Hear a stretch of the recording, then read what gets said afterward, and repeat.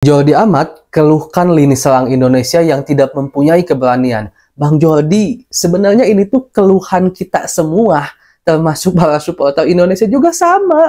Dari dulu mengeluhkan lini serang timnas, apalagi sekarang Sadil nggak ada. Tambah-tambah deh. Mari kita bahas dari sudut pandang penikmat sepak bola, bukan pengamat sepak bola. Jelas ini bukan tanpa alasan ya jika seandainya Jordi Amat pun akhirnya mengeluhkan lini serang timnas Indonesia. Kita harus akui dengan segala hormat, tidak maksud mengecilkan, tidak maksud merendahkan. Memang lini serang kita tidak bisa bersaing. Saya harus katakan bukan kurang bisa, bahkan tidak layak bersaing untuk sekelas Piala Asia. Untuk lini serang timnas Indonesia sekarang yang mungkin hanya ada Dimas, ada Ramadan Sananta, ada Hoki, ada Dendi, ada juga mungkin Witan, ada juga Egy, ada juga Rafael Strike. Dari semua pemain tadi yang saya sebutkan di barisan lini serang, yang bisa dibilang cukup lumayan itu hanya Rafael. Kita harus akui dengan segala hormat, jika ya, sekali lagi, jika kita membicarakan tentang kualitas atau standar Piala Asia. Rafael Strike pun, dia masih bisa dibilang cukup mentah, karena memang pemain muda.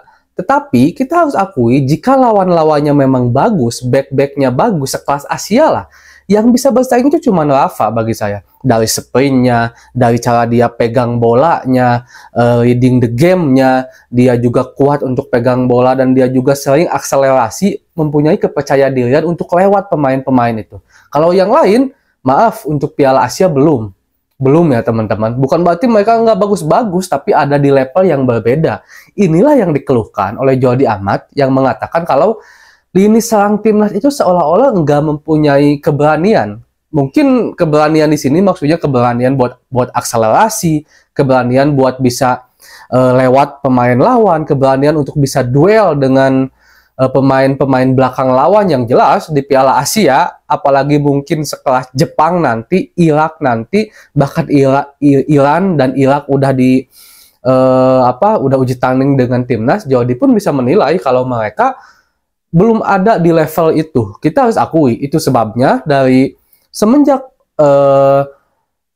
keturunan-keturunan ini digaungkan oleh PSSI, kita selalu menekan, atau para supporter itu selalu menekan, kalau kita butuh lini serang, muncullah solusi dari Rafa yang memang masih muda. Ada juga mungkin nanti di kualifikasi Piala Dunia, insya Allah udah bisa main Radna Uratmangun. Itu akan menjadi sedikitnya pelipur lara buat kita untuk sedikit meruncingkan lini serang timnas Indonesia. Walaupun kita akui kalau kita ingin terus meningkat level kita harus nyari juga striker yang memang, atau menciptakan striker yang lebih hebat dari Radna Uratmangun nantinya ke depannya gitu. Cuman ini sementara ya seperti itu. Apalagi teman-teman, jika seandainya apa yang saya katakan tadi butuh akselerasi, berani untuk lewat back-back lawan, itu sebenarnya ada di Sadil Ramdhani. Maaf bagi saya, jelas saya tidak bukan berarti saya anti STY, bukan ya, bukan. Tapi jika seandainya saya melihat permainan antara Witan, Sadil, dan Egy, sebenarnya yang mempunyai akselerasi, yang mempunyai kepedean, yang mempunyai tipe permainan yang bisa mengobok-ngobok pertahanan lawan itu sebenarnya ada di Sadil. Ya, saya akui juga, Sadil performanya sangat bagus di Liga Malaysia bersama klubnya Sabah. Tetapi di timnas itu memang seperti kurang muncul. Kita juga harus akui. Tapi kita juga harus akui, di beberapa pertandingan terakhir, Sadil bermain cukup baik menurut saya. Saat melawan Libya bisa dibilang cukup baik. Bahkan dia juga menjadi pahlawan saat timnas Indonesia hampir saja dikalahkan oleh Filipina.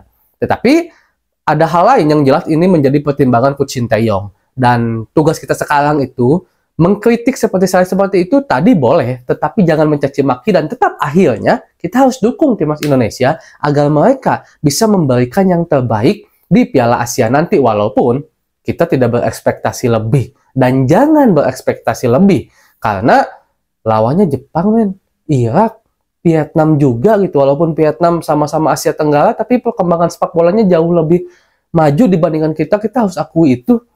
Jangan ada kata-kata STY udah 4 tahun, masa nggak ada progres? Berprogres loh, hati-hati. Kalau kalian coba deh lihat dan rasakan dengan hati nurani, timnas sekarang itu udah jauh berprogres. Tetapi waktu 4 tahun pengen bisa nyaingin Jepang, jangankan dulu ngalahin, seimbang aja dulu sama Jepang, jangankan Jepang dulu, Irak deh. Itu nggak cukup waktu 4 tahun. Nggak cukup. Makanya kita dukung timnas Indonesia semoga lebih baik. Dan kembali kepada statement Jordi Amat, kita harus akui di beberapa pertandingan terakhir, terutama saya sangat melihat saat melawan Irak, walaupun kita memang dibobol habis-habisan sama Irak, tapi sebenarnya di luar blunder-blunder pemain belakang timnas saat melawan Irak pun bisa dibilang lini belakang timnas itu udah bisa menjaga, udah bisa menahan serangan-serangan dari Irak. Tetapi ketika bola dialirkan ke lini tengah dan lini serang, itu cepat hilang bolanya, cepat hilang dan seperti nggak tahu arah. Bagi saya, pemain belakang dan penjaga gawang sehebat apapun, kalau digempur habis-habisan seperti saat melawan Irak, ya sulit. Karena yang kecapean di posisi itu kebanyakannya gitu ya. Kebanyakan dan intensitas paling tingginya ada di lini belakang. Karena diserang habis kan. Ketika lini belakang udah pegang bola, alirkan ke tengah, hilang. Lini belakang udah pegang bola, alirkan ke depan, tarik ke hilang juga. Itu sebabnya kenapa saya bilang Rafa yang lebih lumayan, karena dia bisa pegang bola lebih lama dibandingkan yang lain. Karena memang ya kita akui lah kualitas didikan Eropa itu seperti apa gitu kan. Nah itu sebabnya memang untuk menjadikan tim Indonesia bagus itu harus bagus di semua lini.